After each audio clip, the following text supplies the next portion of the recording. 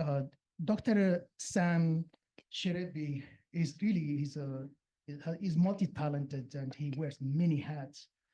He's a public figure, political figure, intellectual figure. I mean, public intellectual. And the reason I say this, you will see from this small introduction. He's a professor at Emory University in the Department of Middle Eastern and South Asian Studies. He also directs the Emory Development Initiative, which promotes development in low-income countries and works with faculty in Emory's Institute for Human Rights.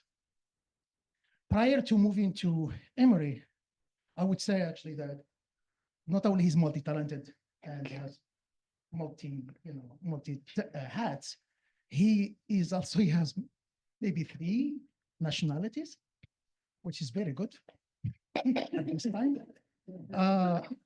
He has citizenship from Holland and Morocco and US.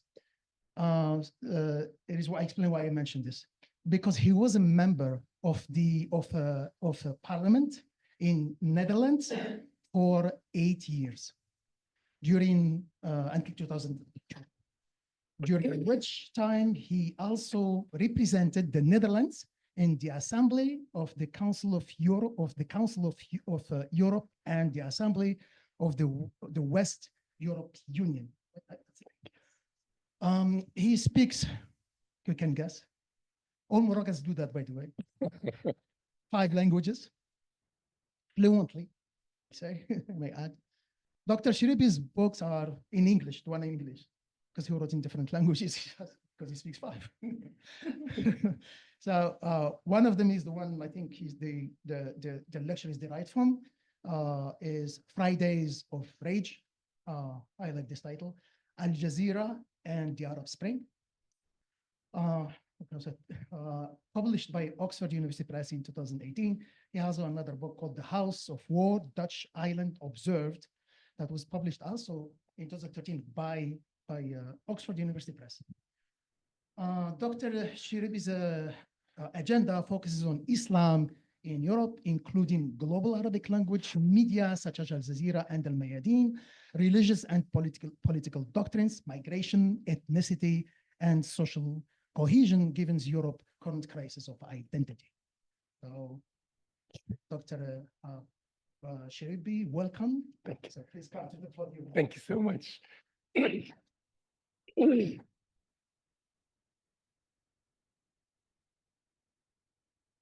you so much. I will do it just like they do it in Atlanta. Good afternoon. How are you? I like the black churches because they like to do it that way. So thank you so much for talking about my 3 things. I want to say I'm Moroccan by birth, Dutch, by culture, and American by love. So if I might say that like that way, I took it actually from Andrew Young, Ambassador Andrew Young from Atlanta, who was the first African-American ambassador to the UN. And he said it this way, and I'm just repeating it. So thank you so much for inviting me here. It's not the first time that I'm here. I came here earlier to the Center for Conflict and Religion. Thank you so much. I was at that time with Professor Arkoun, and Professor Mohamed Arkoun is a great, French Algerian philosopher of liberal Islam, an amazing guy. I really miss him every day. And when I'm here in this beautiful campus, I have a lot of respect for this university. I really remember him, and I remember my discussions with the people at the Center of Conflict and Religion and Conflict. And also I see there a friend, Thomas, Professor George Thomas, who came to see me when I was in Amsterdam.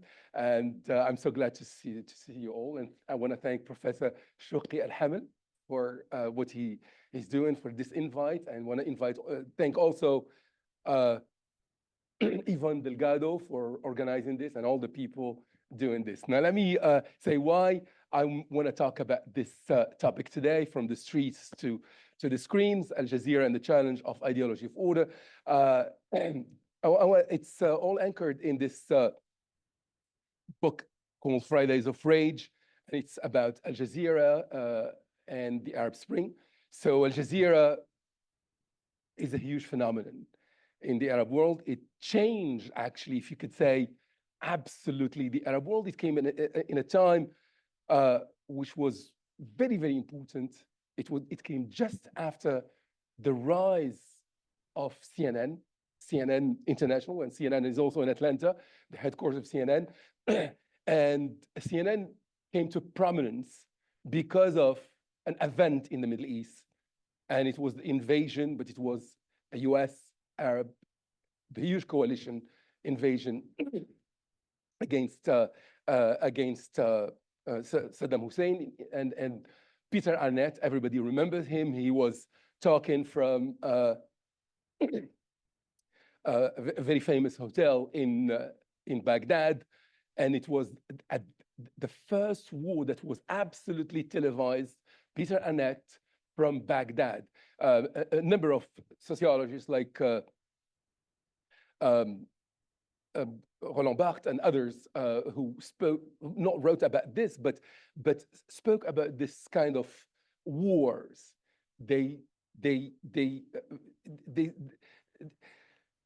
If you could say, it's a war that never happened, in fact, because it was televised. And Al Jazeera, if you could say, is the first Arab television that tried to emulate, in fact, CNN, and became the CNN of the Arab world. If you go, for example, now to the headquarters of CNN, of Al Jazeera in Qatar, which is half size of CNN, you will see a big poster. I'm sorry. Oh, I have to stand here? No. Oh, sorry, I didn't know that. I turned it on, but it's not working. You'll be good online. So yeah. I'm good. I'm sorry about that. I should be here. I didn't know that I had to be. So I said no. So you go to, you see the big center, this half size of CNN building. You go inside, and there is this poster. The world is watching CNN, and CNN is just watching Al Jazeera. It means the Al Jazeera flipped, the equation, and it's now CNN that is watching Al Jazeera, because they had an amazing group of reporters that been bringing news from the hinterland of many Arab countries, but also of Afghanistan and other countries. Let me just start saying that, and also they played a very important role in the Arab Spring by creating all with these citizens journalists. You have if you could say, they amplified in the pictures, the video footage, everything you could see, even bloggers, and they made them something more global and more unified. So in that sense, Al Jazeera unifies, but at the same time divides. Let me now start say why I'm talking about Al Jazeera.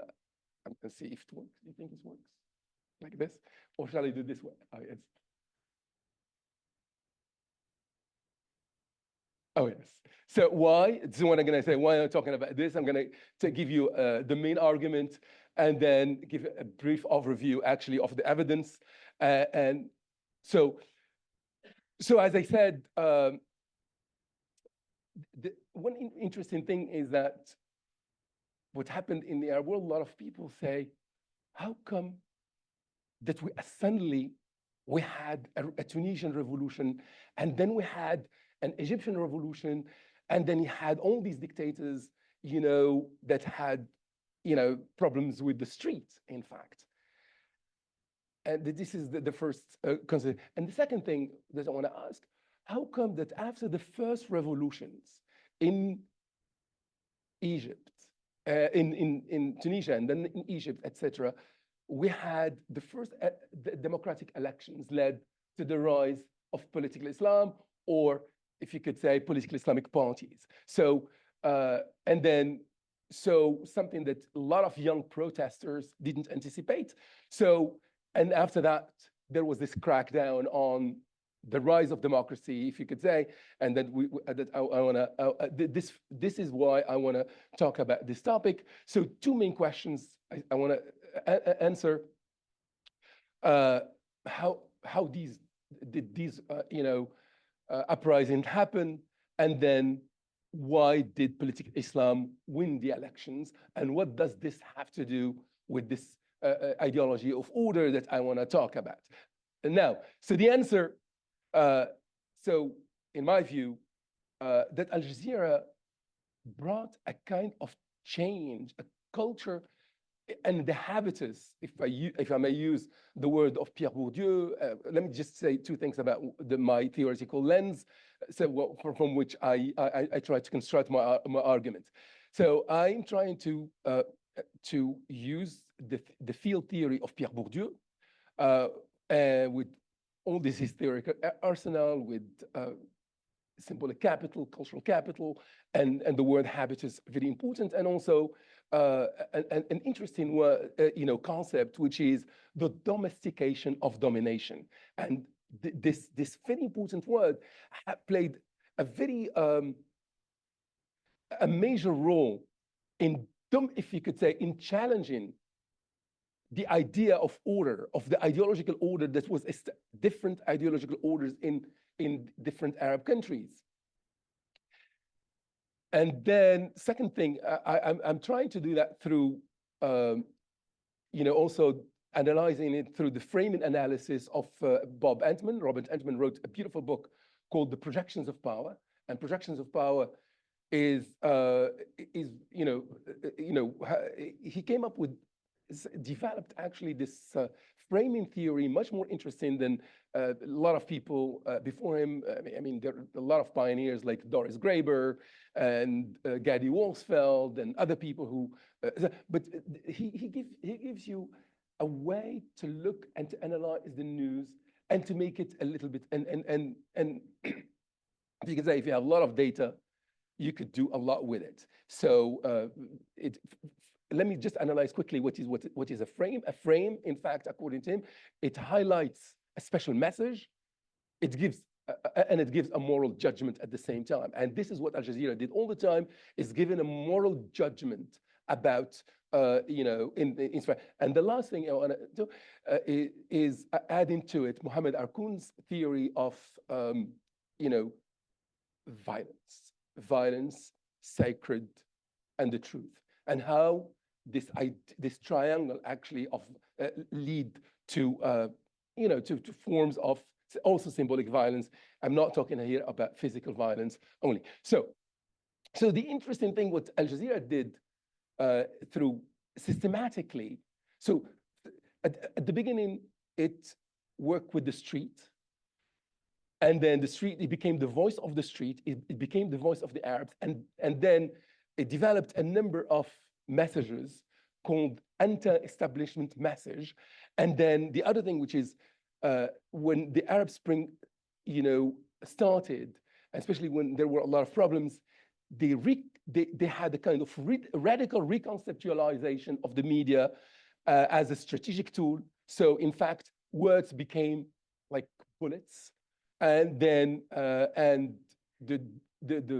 the journalists who died actually, like in Libya or in Syria or other places, they've been seen as martyrs. So in fact, it had a very strong message.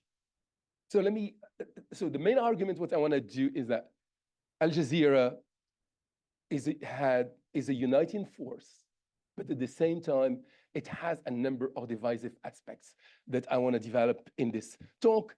It's a murky territory, as I said, where cameramen can be martyrs, words as weapons, and facts as bullets. And the major thing that contribution of Al Jazeera is, as you know, Islam is the popular culture in the Muslim world, the Arab world in general. But before that, there was also something remnant of a pan-Arab Islamic thing. So what they did, and this is the formula that really very successful Al Jazeera, is they married the pan-Arabism with, if you could say, the idea of Islamism in an interesting way to create something new, which is the emancipation of political Islam, because they believe not radical Islam is the solution, but also the ousting Islam, political Islam, and from the political configuration in different Arab countries is not the way. It can lead to the civil war, as we've seen it in Algeria for 10 years, or it can be something. So in that sense, the hidden agenda of, at least from the data I have, because what I did, I have data from 1996 until 2013, huge number of data that I worked on for a long time, and I will start now talking about that. So, Al Jazeera, in order to in this challenging, actually, the political order, it could be the different political orders in the Arab world, but also the global order, if you could say. You know, they made space for all the forms of, political Islam, if you could say, but also any opposition in the Arab world. For example, the opposition of Algeria, you could see it only on Al Jazeera television. You could, the tapes of Bin Laden they became exclusive for Al Jazeera. So CNN had to borrow the footage actually from Al Jazeera, etc. We're going to talk about and the other thing is that here another thing before the Arab Spring.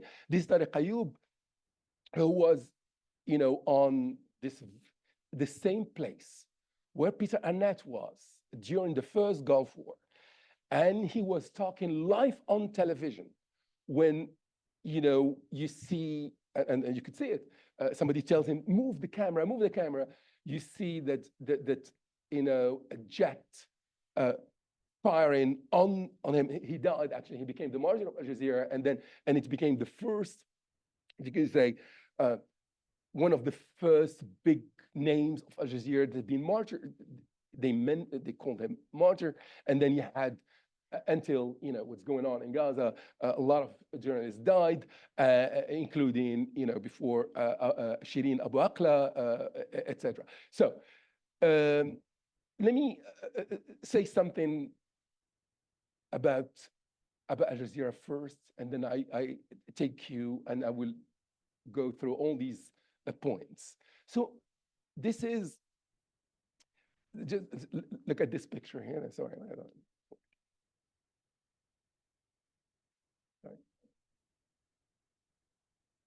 This one here? Yeah. Yeah, thank you.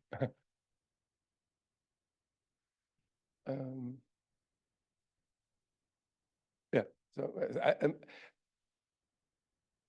yes.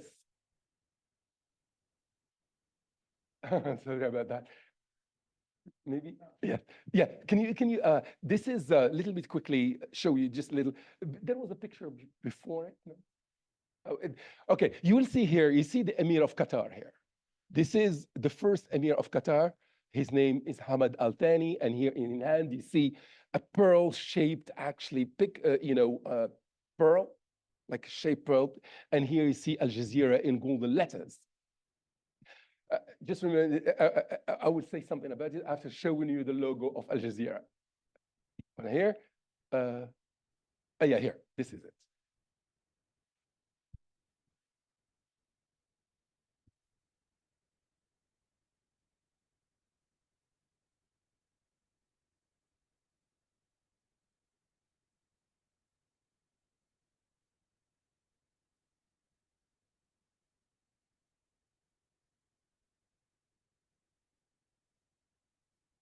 So, as you see here, yeah. So yes. So as you see here, this interesting. So you see the pearl in the hands of the Emir Hamad Al Thani. and you see in the logo a round pearl that goes into the water, and then it gets a kind of, it becomes a kind of a pearl earring in a golden pearl. It gets a lot of gold on it, and it is part of this symbolic construction of Al Jazeera, because it shows the pearling past of the Gulf region. People, they were interested in pearling. They had to die for pearls until 1929, actually. And then when the economic crisis became global, and then came also, where they were flooded, if you could say, the world was flooded by the Japanese pearl, which is a cultured pearl, and came 1935. Then they found oil, gas, actually in the region, and then it became different. And now what Al Jazeera is doing, at least the word is from the water to the sky, and then they finding other pearls, and these new pearls are golden pearls, bringing also a lot of interesting things. They are actually it's the news, and so, and here, as you see, Qatar is a very small country. See here, this is Saudi Arabia, and why they call it also a little bit, in a way, the pearl. However, by calling itself Al Jazeera, is also another element in the symbolic construction, actually, of Al Jazeera, because it's a reference to the whole peninsula, Arabic, including the GCC countries, the 6 countries of the GCC, the Gulf countries, and also Yemen. So in fact, it's the name of the whole region. And another point that I want to show you, which is really interesting, is this one. So Al Jazeera, also in this symbolic construction of the symbolic capital, they call themselves, the news is from Doha, the capital, but according to the Mecca time. And Mecca is a very, very important place. It's the epicenter of the Islamic world, of the Sunni world, the whole world, Islamic world in general. And as you see, there is this huge discussion about time in Arab. So this is Al-Abraj in Saudi Arabia, which is, and this is Big Ben, remember, in London.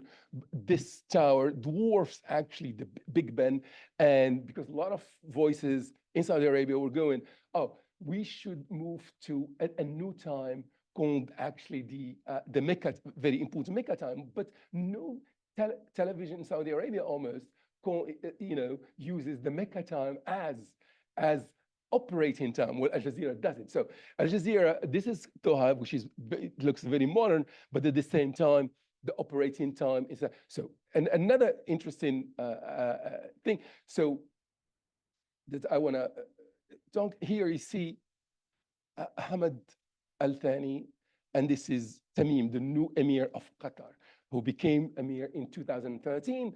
Just one important thing. The Amir Hamad, and here is the story of Al Jazeera. There was a coup against his father in 1995, and at that time,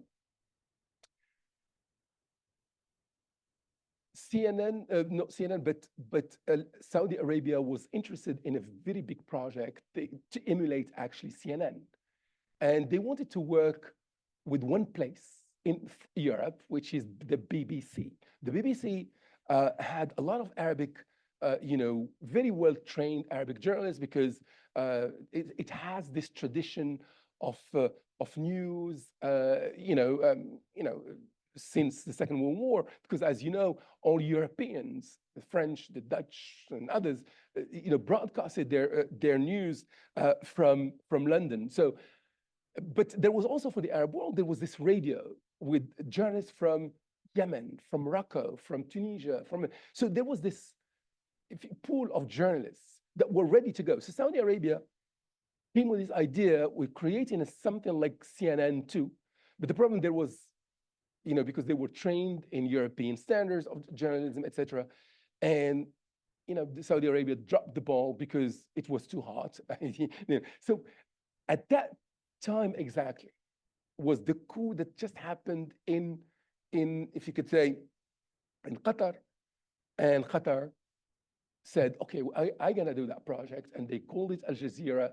And since then, it became a big investment in the soft power of Qatar. So let me just say quickly two things about Qatar. Qatar, since Al Jazeera, it became, it's outsized actually its influence in the world. Because it came after Kuwait. Kuwait was very important. So after the invasion of Kuwait, now it's Qatar that became the most important country after Saudi Arabia, but also bigger than Saudi Arabia because of this,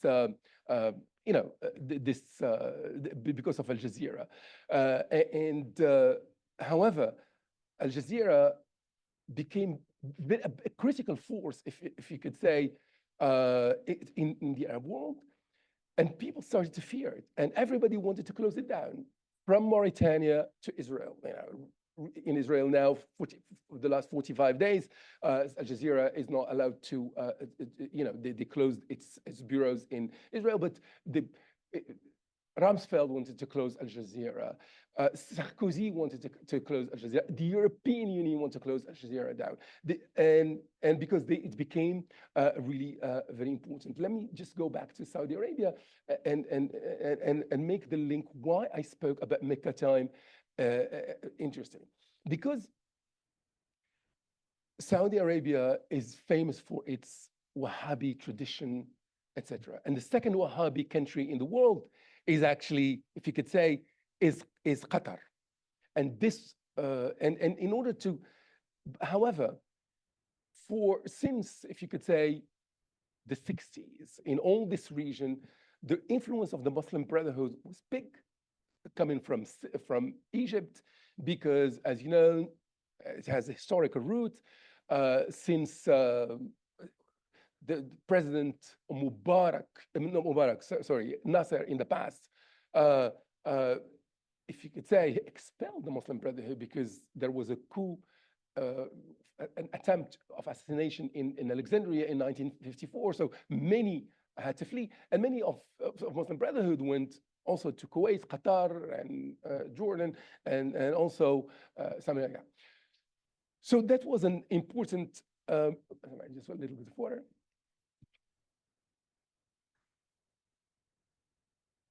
So many of the big names of the Muslim Brotherhood are responsible for creating this from scratch, this institutions of religious institutions in these countries. And so Saudi Arabia, at a given moment, they wanted to get rid of the influence of the Muslim Brotherhood, and they went back to this strong Wahhabi doctrine. So while actually Qatar, with the new emir, not this one, before him, wanted to keep this diversity, if you could say, of Islamic thing with the influence of the Muslim Brotherhood. So you could say they call it Wahhabi light ideology. So with Al Jazeera, that got a show, a very important show called Sharia Life. I'm going to talk about it in a minute, show you the picture of it. Sharia Life, but of the most important mufti of Qatar, who became the global mufti in the world, the most influential guy, Yusuf Al-Qaradawi, live from Qatar. So yeah, can you imagine? You imagine this guy who left Egypt 40 years ago, now lives in Qatar, a big guy, and now has his own show that is becoming so influential around the world. And it gives also a kind of religious aura to Saudi Arabia. Saudi Arabia was very, very angry at them, and they want to close it down. Let me say one little thing. So in 2013, and here is very important, the next one, sorry, the next one. Yeah, this is the picture of him, and here is Here, this is the mother of Tamim, the wife of Hamad. This is a picture actually in the Dutch palace of the Dutch on 2013, where she with the Queen of Morocco at that time, La Salma, they actually became the headline of the news. It was when Queen Beatrix gave the throne back to her son, King Willem Alexander, and she was there. This is the mother of the queen. And just a couple of months later, they did exactly the same thing. They said, we should give the example to the Arab world that the transition of power it has to be given to this. We have to give chance to the new generation.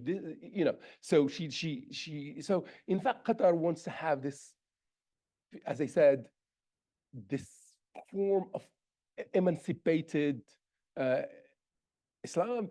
And one thing I forgot to mention, which makes Qatar a very important country in the Gulf, because they have the CENTCOM in Qatar, just a couple of miles away from Al Jazeera. And the CENTCOM is the largest American military presence in the Gulf region. So in fact, they are protected. Nobody can do something. And just remember this one, and I'll come back to this another moment. So let me say here, I want to show you first graph. I have many graphs, but I cannot show them all, but one of them. So at the beginning, this is a radar graph where you see here is for the 4 important shows on Al Jazeera since 1996 until actually 2013. And you see, this is the Maghreb region. If you look at the Arab world as a triptych, you see the Maghreb region, you see the Mashriq, the Maghreb is 5 countries, Mauritania, Morocco, Algeria, Tunisia, and then even if Egypt sometimes doesn't call itself Mashriq, let's call it Mashriq, and then you have, Iraq, the Levant, and Jordan as a Mashriq, and including Syria, and then you have the Gulf countries, so Maghreb, Mashriq, Khalij, if you could say. So this is how I constructed this. The Gulf region is in blue. It's almost a blurb on the radar screen of the news, because there was less news about in Al Jazeera about the Gulf region. It was like, these are the neighbors. We are part of this GCC. We're not doing so much about them. But in orange, this is Tunisia. So then you understand there was a drumbeat, an anti-establishment message about Al Jazeera that I'm going to talk about. Go back to this idea of from the street to the screens. And here in green, all the shows about the Mashriq region. And then when you see the intensity of the news about Egypt, you see also again the drumbeat about Mubarak and about the anti-establishment message that they had. So it is quickly. So the next one. Sorry. Yes, thank you so much. Apologies for that. So the next one, yes. After this, I'm going to show you. So this is so the first, if you could say, test of Al Jazeera as this very influential, channel that succeeded to turn citizens into citizen journalists is actually Tunisia. Everybody remember Bouazizi, the fruit vendor who did self-immolation, etc. And the story is really interesting because there was a blackout about Tunisia. Nobody could come to Tunisia, do something, but still Al Jazeera succeeded to do something about it. First of all, as you know, the Sidi Bouzid is part of the poverty belt of Tunisia. It is in the south, and all North African countries from, all the development, the economic development is also actually on the coastal area. So the city which was really far from Sidi Bouzid, where this happened, somebody took this, you know, the story of the picture, because this is important in the narrative, how the narrative has been spun and how the story has been spinned.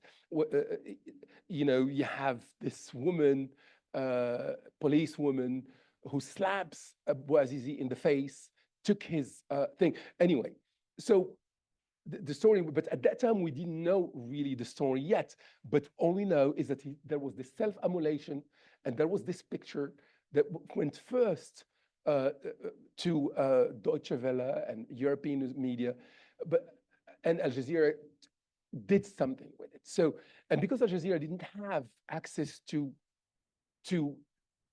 their journalists could do only one thing, who being Tunisians, could make a phone call, and then, but not, you know, to somewhere else, and then that phone call was used actually for something like, so what Al Jazeera did, they took the news bulletin of Tunisia itself, and then they took that footage, and they inserted the images they got from the street, from citizen journalists, or just like pictures, other things, and then every time they put this picture, while they say Ben Ali, the president, is having all a good time. The next one, please. So I don't need maybe the next one, because I don't want you. Yeah, this one. Again, I just saw the picture. This is Bouazizi, just a picture like that, an old picture. And this is Ben Ali when he visited actually the hospital. And this picture was also inserted in the footage of Al Jazeera, showing how Ben Ali is visiting this mummified person here in the hospital, and then they show how he, like Pharaoh, they call him the Pharaoh, bowing to the normal person on the street. So maybe the next so I kind of go, yeah. So the interesting thing, I want to show you one thing and continue. These are pictures not by Al Jazeera, but a friend of mine who is a filmmaker in Tunisia, taken pictures in real time in Tunis when actually the revolution took place.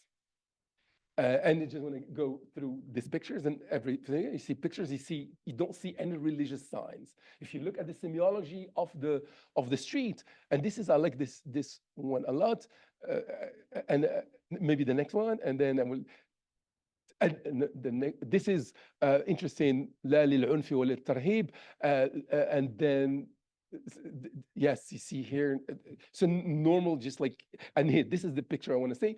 So this is, in Tunisian, the word leak, it means yours, but also it's a pun on the French word laïc, it means secular. So you say, leak, laïc, Tunis, always secular. And these are the women of Tunisia doing that. So let's go to the next one. And this is what happened. What happened, how is it possible that this footage that you see here, something like that, took a religious overtone at a given moment? This is the president when he left, and I will talk about it in a minute. This is Ghannouchi. Ghannouchi is the leader of the Ennahda party that became big, and now he is in jail. So Ghannouchi, Rashid Ghannouchi, had to flee Tunisia a long time ago, live in England, and he was living in exile in England. An amazing guy, because for one reason, because he made himself, in his mind, the transition from being an Islamist to being talking about you know, his ideal thing. The configuration is just to have Islam as a reference in the political. So he loved actually the British political system, and he wanted to emulate that British system. But that's not the point. The interesting thing about it, if you leave Tunisia for a couple of for 20 years, nobody will know anything about you anymore. But he was still the most important politician, and people knew about him, and he was all the time on the lips of every Tunisian. How was it possible? Now, it was possible for one reason, because he was every week on the most important show, religious show on Al Jazeera called Sharia and Life. So he became an authority. So as an authority on religion, he would talk about religious affairs, not about about religious affairs. So when Al Jazeera decided to, after the ousting of Ben Ali, and we're going to say two things about Ben Ali. When he was ousted, Ben Ali, Al Jazeera went to Gatwick, in England, and came with him on an airliner to Tunis, Carthagena airport. But then everything changed. I have another picture, and I will show you later. You see a lot of people with veils, and then people chanting like the song of when the Prophet Muhammad went from Mecca to Medina and had these people waiting for him to call the Ansar or the supporters. It was like so. In other words, so the revolution will be Islamized. There is nothing wrong, but I just say this is the frame of Al Jazeera. It's not it is. I'm not here describing it is good or bad or anything. It's just describing how it happened, how things happen. So talking about the framing and the spinning and the spin of Al Jazeera, it gave it at once. We've been watching, before you were watching Al Jazeera, all the revolutionaries and et cetera. And now you see a total different thing. You see there is more focus on the veil. There is more focus on your religious signs. Something, maybe the next one. A religious sign here. When he, during one of the rallies of his party, Nahda, I just want to say two things about Nahda. Nahda at the time was much smarter than in Egypt. Egypt was not really that, the Muslim Brotherhood in Egypt, they wanted immediately power, and they had a president and things like that. But he decided to create a coalition. The president was a socialist, was not part of something like that. In that sense, and here you could see the difference between people who, somebody who've been in exile in Europe and came back with this more diverse, way of doing politics, and the who've been in like Morsi and others who've been in this, closed, relation. So in fact, just when you compare the Tunisian experience and Tunisia under an Islamist regime, if you could say, they created the most interesting, the most liberal, constitution ever in this, even better than the one that was before in Tunisia with Bourguiba, or even better than one in Lebanon, which is seen as the pinnacle, actually, of modernity in the Arab world. So just one last thing about Tunisia. When the anchorman of Al Jazeera, when Ben Ali was, I'm sorry, I'm struggling with the cough. If I clear my throat, it's just because of that. It's not because it's a tick or something. I'm sorry about that. So what happened is that it was a very moving moment that was captured by everybody, by Al Jazeera, and everybody was talking about it. This guy Haji, the chief editor of Al Jazeera, saying, "Now I am in the square, Muhammad Ali Square, which is a kind of like Tahrir Square in Egypt. This is in Tunis, not very far from Habib Bourguiba Boulevard. Say, the first time I'm free, reporting free for Al Jazeera in my own country, while actually Ben Ali is in the sky trying to find a place to go. Maybe France, maybe Saudi Arabia, but I don't know, but France refused." So let me just go back to Ghannouchi, just to make to finish this part about the street. Ghannouchi, when he arrived in Carthagena airport, it was a very important moment because it became a kind of religiously laden, moment. Just it was there had this déjà vu with when Khomeini came back from Paris to Tehran, all the people around him. The same thing I want to talk, just the same analogy, going to make it also with Egypt. And these are because in Tunisia, Al Jazeera succeeded to create a number of frames that have been replicated quickly in the Egyptian revolution, but also in the Libyan revolution. So it had this repertoire of frames that could be replicated quickly and easily, and therefore, so they could beat all the competition, because Al Jazeera was not alone, because there hundreds and thousands of Arab televisions were mushrooming. The US created an Arabic satellite, Al Hurra. The French did the same thing. The Israelis did the same thing. So this competition, and still Al Jazeera has the largest number of viewers, even. But I want to say, make a quick typology. So a lot of viewers before the Arab Spring until 2013, and then because now I have now the data until now from 2013, and this is for the sequel, and I'm writing for this new chapter again. I write. So you see that Al Jazeera had a dip in viewership after 2013, and it was because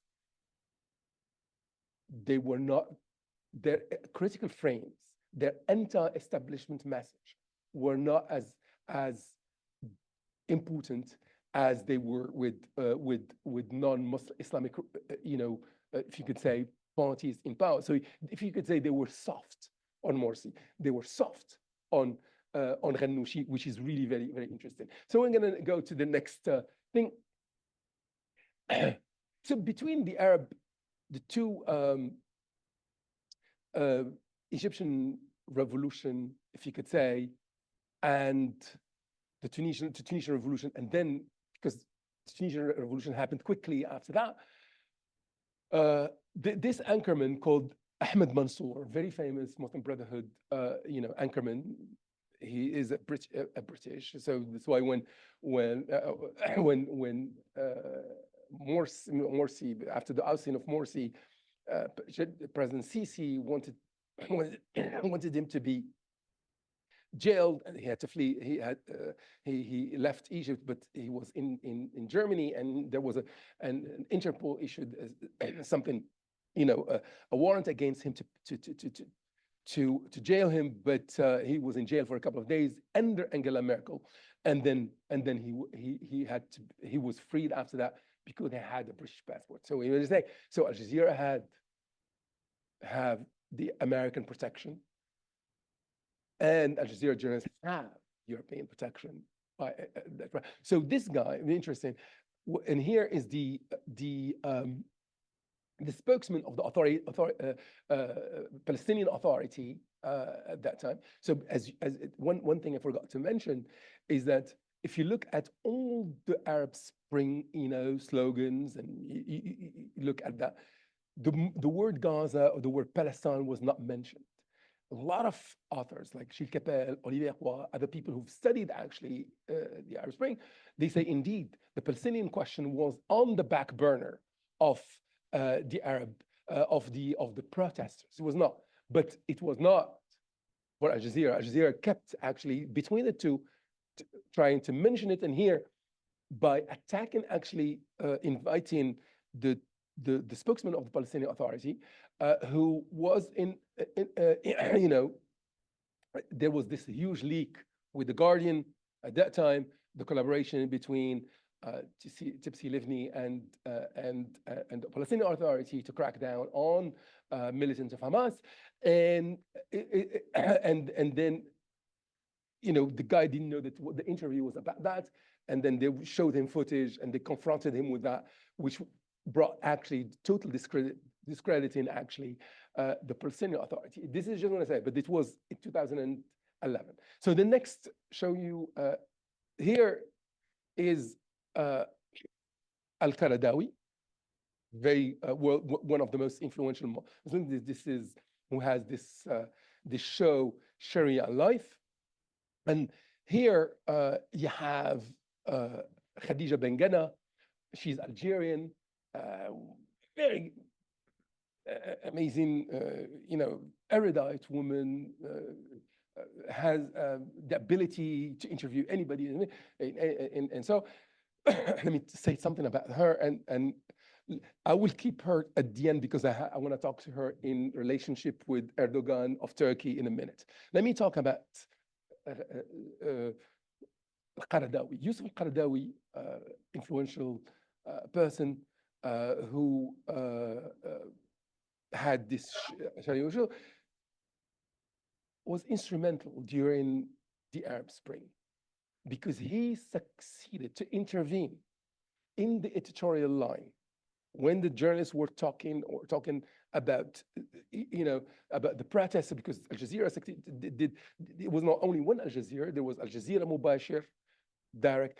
That's the power of Al Jazeera. Is the power of Al Jazeera is they have multiple channels. If they close one channel, the other is open. It has different thing. It has also the ability to be in different platforms. It can be TikTok, it can be YouTube, it could be small. Everything that happens, it's on multiple platforms, which caters quickly to young people. So, and also to the news feed of something.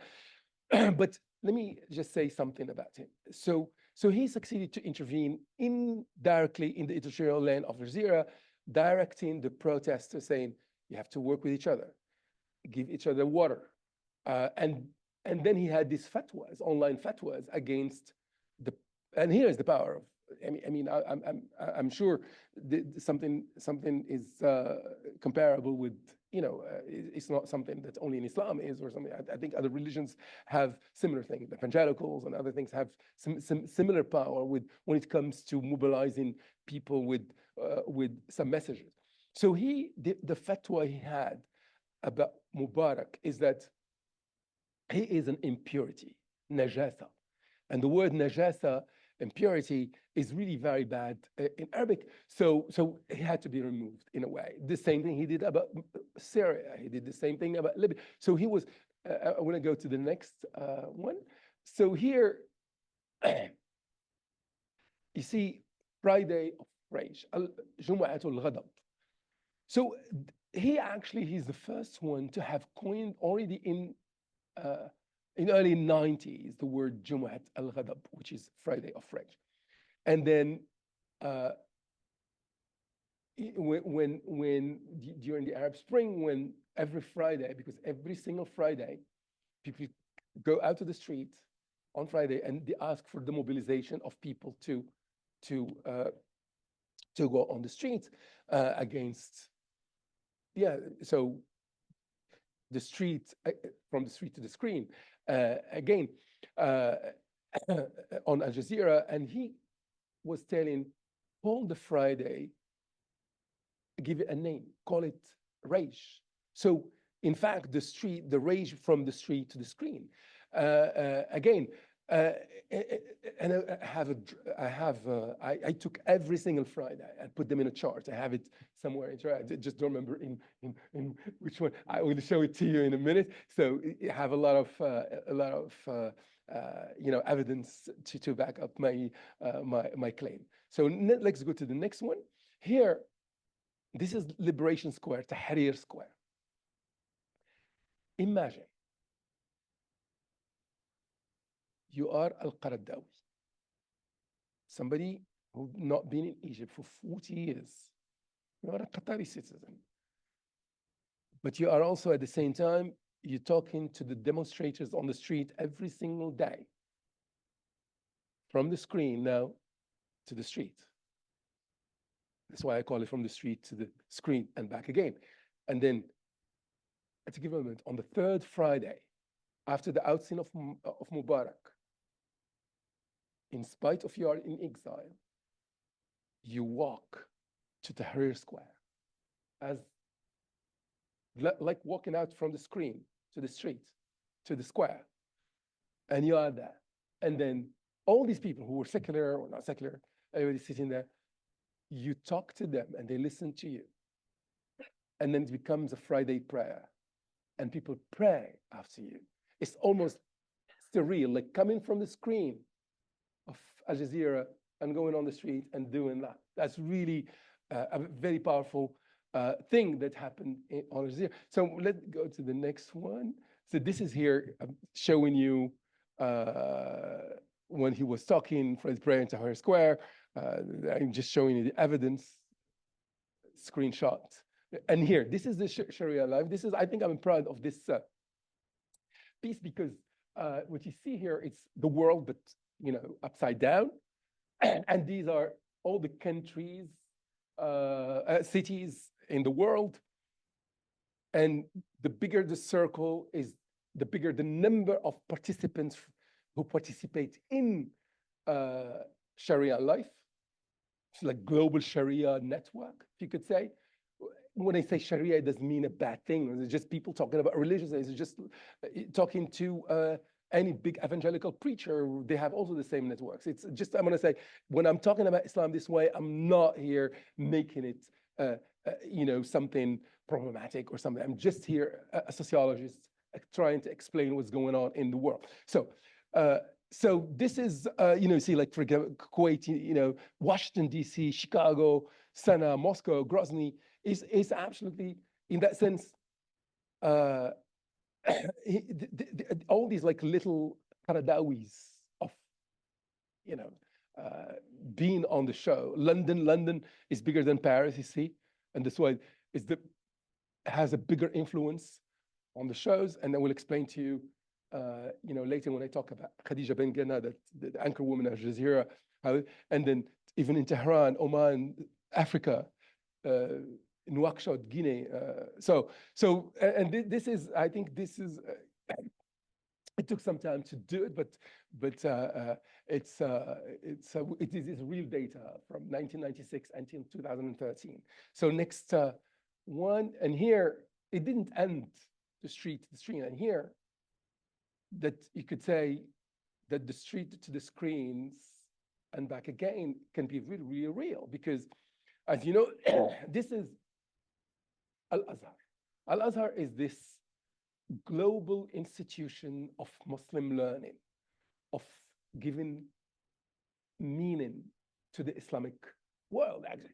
Since it started as in the time of the Fatimites, which was, they were Shia, but it is the most important Sunni institution. You have a couple of others in the Arab world. You have one in Tunisia, which is Zaytuna, small, but it has been, you have to read Fethi bin Slama, a very famous psychoanalyst who wrote something about Zaytuna, which is a small Al-Azhar, and another one in Morocco, very influential, called Al-Qarawiyyin. So this, even under very secular regimes like Nasser, the Al-Azhar kept its independence, and anybody from in the Sunni world, from Jakarta to Riyadh to Rabat, was interested in what Al-Azhar is doing. A lot of scholars are created every year in Al-Azhar. So Al-Qaradawi came as Azharite. He's somebody from Al-Azhar, came there and then succeeded to change the board, became part of the board. And he was allowed to come every month from Doha to Cairo to give us a Friday sermon in the most important thing. So really interesting thing. So let me go to the next one. This is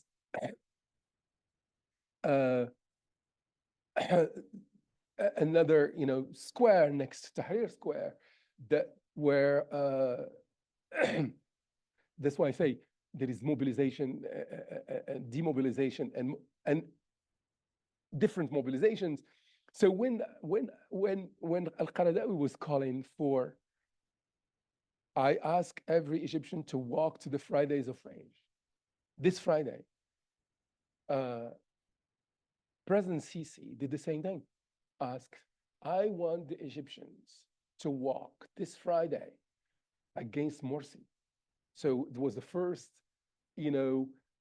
Muslim Brotherhood president.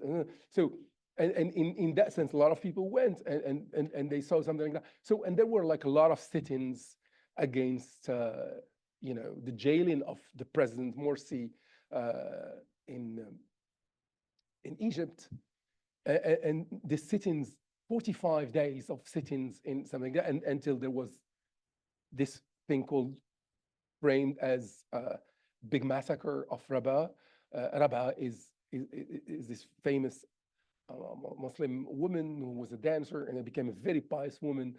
It means Rabaa, it means four, because of the name Rabaa, it means woman. I don't want to go into too much into the details, but Rabaa is more, here next picture.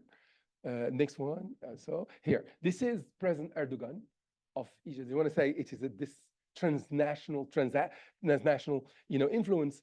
He's doing the Rabaa, talking about the massacre of something, which led actually to breaking the relationships between Egypt and Turkey. Turkey, as you remember, just quickly to give you the thing, Turkey was always trying to become member of the part of the European configuration. They call it European enlargement. For 40 years, Turkey wanted to become, but never succeeded because in the past it was like a buffer zone against Russia, to the Soviet Union. So the European needed it, and then when the Soviet threat was not a problem anymore, they couldn't get rid of it, and that's why they call it like Turkish delight. It's sweet, but when you have it in your hands, it's really difficult to wash off. But when Erdogan became the first, if you could say, Islamist, or at least Islamic leaning, because the Turkish constitution is very, very secular. It's the most secular, as secular as the one of France. Almost no difference, and even the notion of laïcité of Turkey is very important because women cannot have the veil and go into universities. There is no woman with the veil can go into the parliament building. And the interesting thing about what Erdogan did, as a student of this guy called Erbakan, who was the first party called the Refah party, and after him came the AKP party, and the AKP party is so important that he gave actually its template actually to different political parties from Morocco to Egypt, the new parties and Nahda, etc. They all like emulate. So when the Arab Spring came, Erdogan said to the European world, "Oh, it's a Christian club. The world is my oyster. So we're gonna." The first visit was to Tunisia, to Morsi, to Morocco, and did a lot of business, etc., with them, etc. So and then when with the collapse of the political Islam, at least in Egypt, because Egypt was a very important country for him, so adopted the idea of now. So if you could say, the screen of Rabaa became this part of this also, if you could say, a president of now is a president of a country, is also challenging the order of the political order of Egypt. So the next one here, you see here, this is the Rabaa different. This is the mosque that was burned. This is the very famous Sami Rabaa, who was also a Muslim Brotherhood. Here is what after burning the Rabaa, what happened, and this all on Al Jazeera. These all footage from Al Jazeera. Next one, this is Rabaa. After that, the Muslim Brotherhood created a channel called Rabaa from Turkey, and you could say Istanbul became, in a way, the new capital of, exiled journalists from many other countries. Now, going to the next one. So the next one, if you don't mind. Yeah, because I don't want to take too much of your time. Yeah, here, back to this. This is the Khadija Bengana, Algerian anchor woman with Erdogan. A very, very interesting interview. So how, so let me just say two things about her. So Khadija was living in Algeria, had to flee Algeria because she refused to wear the veil, because it left Algeria during the Black Decade. Al-Ashriya Sauda in Algeria, went to live in France, worked in France in local televisions, speak perfect French, as every Algerian. And then she became the anchor woman of Al Jazeera, very famous in Al Jazeera, and she was not wearing a veil.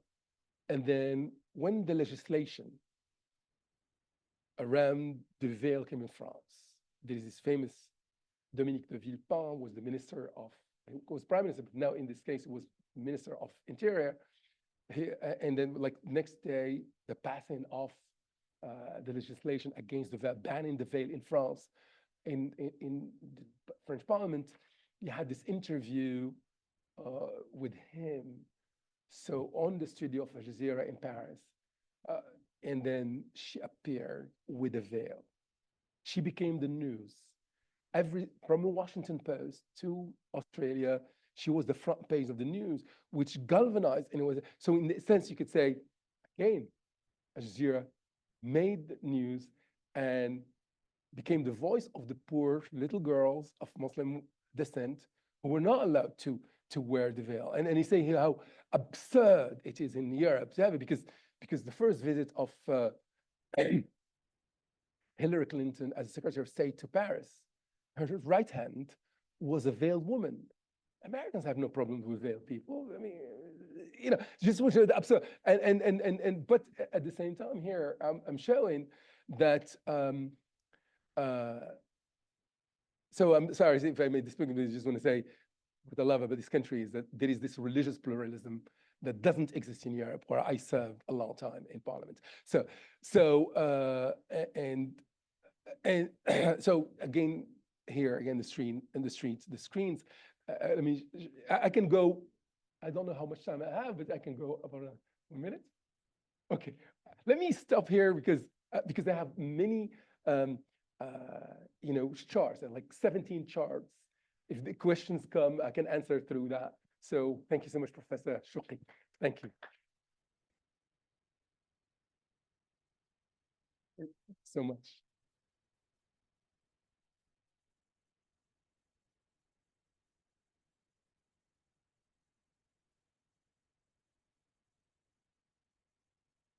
Thank you so much for this. Of course.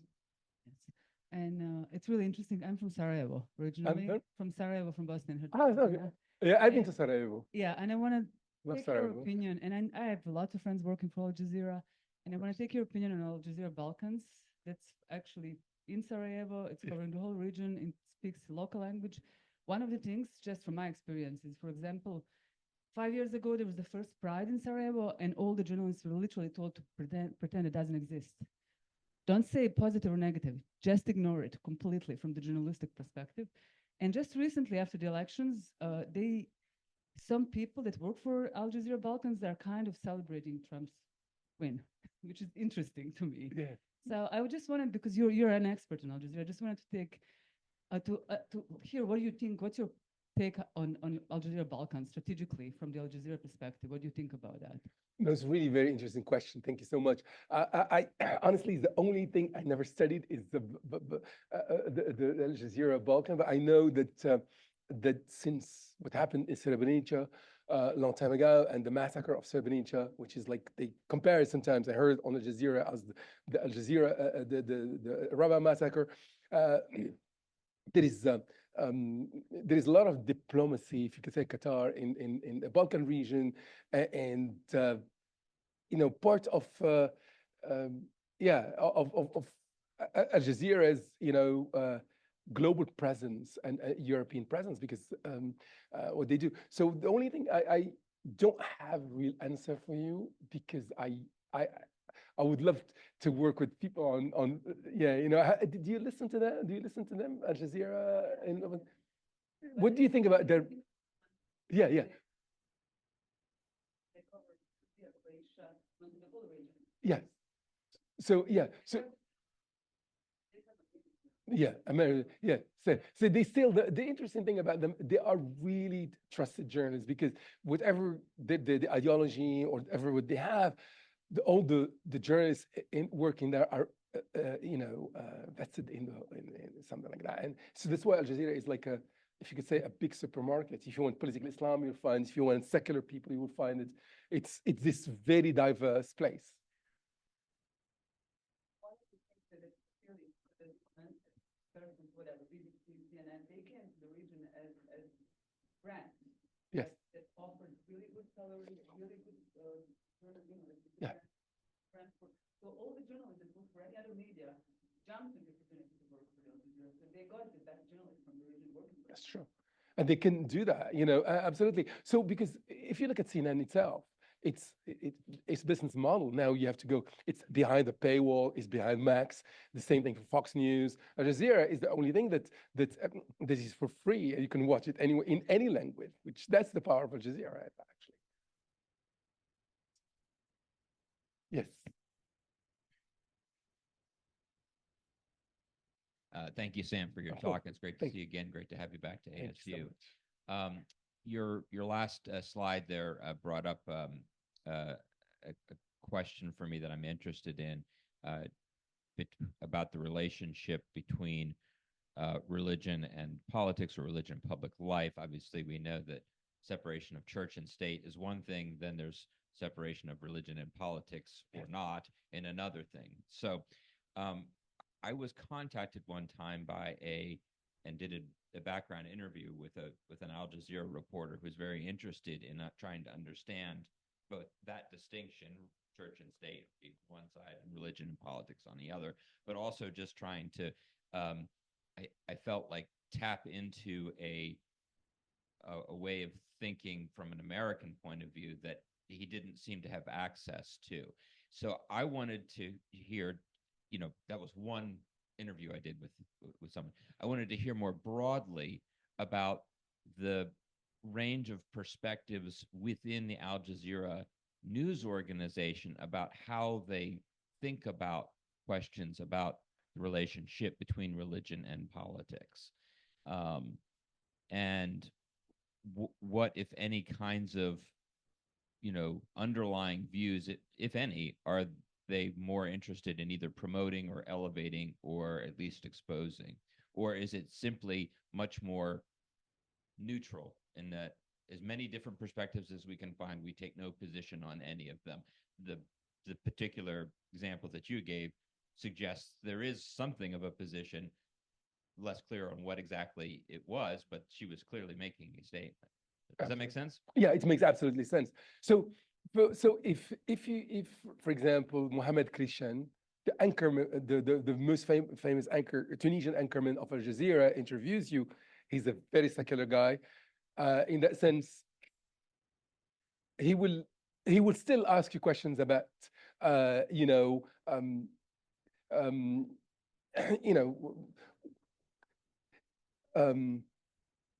something like for example, let me just say one of what Al Jazeera wants to do is make religion part of an inclusive political configuration, because in most of the Arab world, political Islam has been excluded from it. You remember in Algeria for 10 years there was the civil war because the Muslim Brotherhood who won the election, something like that. What they want to do now is say you cannot have a democracy or any form of democracy in the Arab world without having diversity of democracy. So they want to say no political order should subvert the idea of having religious diversity, or at least political Islam that is emancipated. What they want, I know for sure, at least. And they use also there are people who are like tough, like Qaradawi, but a lot of other people, no, they are different. Qaradawi just died, so which transforms Al Jazeera from being a CNN or Fox News to a Christian broadcasting company, actually, because CNN doesn't have a mufti, doesn't have a preacher that does the thing. But one thing is that they want to do, and you hear it in many shows, they are obsessed with the idea of a kind of Christian democracy. You know, so Angela Merkel, for example, and her party is seen as an amazing party. So in that sense, you could say Al Jazeera is a democratizing force in the Arab world, want to be more inclusive and not, you know, because if you look at many, there is this fear of Islam and the fear of something like that. What they want to do is reduce the heat on Muslims, and any Muslim identification, it's okay to be a Muslim politician. And they, you know, and I say, for example, in their strategy really worked didn't work in Egypt, worked a lot in Tunisia. For 10 years, he had a very amazing parliamentary life.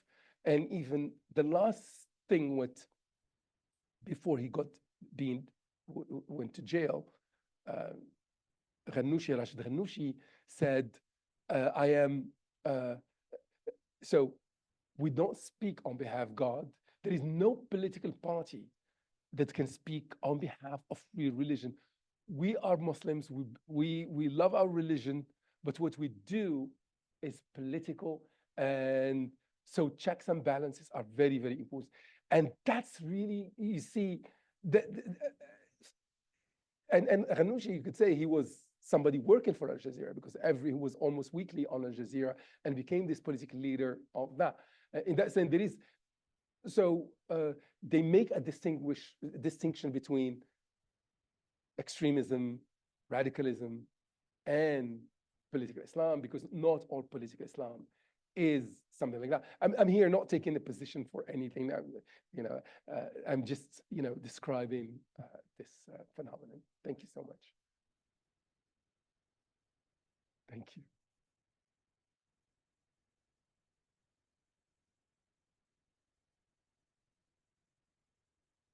Yes. Oh, yeah, sure.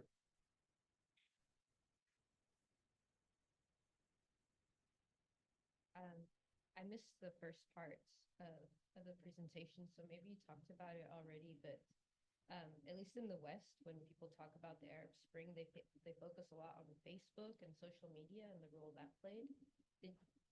So I was wondering how you see Al Jazeera as having interacted with social media. Yeah, and those are very good points. I think so. Indeed, people spoke about Facebook was very, very important, and internet were very important, but they were not enough at that time to mobilize all the people, because the satellite television, Bob Antman wrote also something like that, was still very important. So they, if you could say, they were this clearinghouse for all these social media that have been amplified and back again to different social media. So no, social media has been, and until now, is you could say, the master of social media is Al Jazeera. Until now, all its coverage from any place in the world is absolutely using a lot of social media. And you know, if you could, I forgot to say one thing, is this, in the Tunisian example, there is this explosion of subjectivity, if you could say. They use bloggers as subjective, something like that. So if you, the eruption of subjectivity in the Arab world, subjectivity also as an instrument against the if you could say, the ideology of order is one part of it. Maybe it's political Islam, but also subjectivity as an important instrument against that. So no, very important. So there is this very famous woman called Mnemhi. She's Tunisian. She's a blogger. She, you know, everybody wrote about her as a very important. It was on New York Times, and she said every time that she did something, she would send it to Al Jazeera. And she had this interview with Al Jazeera. And one time when there was this crackdown of the police on her blog, and she was in jail, when she was followed by the police, she was running. She went to a place. She called Al Jazeera. She had the phone number, and she called Al Jazeera. So, and the same thing, like in the diaspora, I remember this Turkish guy who had this problem with far right, and he said, "You could say whatever you would. I'm gonna call Al Jazeera and tell them." So in a way, Al Jazeera became like this place where you have to call to see if you want to make something. So in a way, it's like almost like a YouTube channel. You can just put anything on it and be on it. You know, thank you so much for the question. Yes. No, this is a very good question. This is that I have to do the disclaimer. I didn't do it. So that's why. So they have absolute freedom to do whatever they want to do in the Arab world, except they cannot critique Qatar. It's the hand that feeds them. So Qatar is tiny. So you could say it's a democratizing force outside Qatar. It doesn't mean that they don't talk sometimes about Qatar or something like that. They say who fund you, but there is no critical. It's not. They are not critical about Qatar. She could say they have been. Oh, yeah, I forgot one little thing.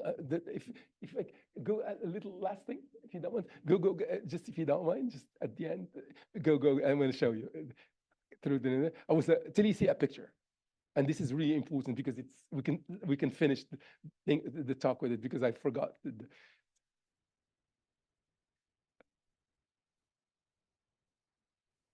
Another one, yes, here.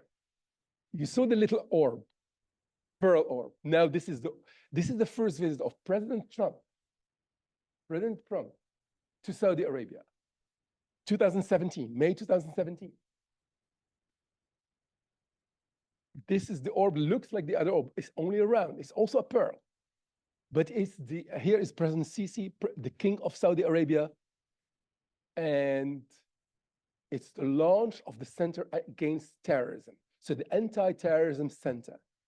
And what happened, just go quickly, and then I'm gonna say, so here, June 5, they closed they closed the borders with Qatar, a couple of years. Next one here, and then here. These are the 13 demands. Saudi Arabia asks from Qatar. Number 6 is the most important one. Shut down Al Jazeera. And I close here. Thank you so much.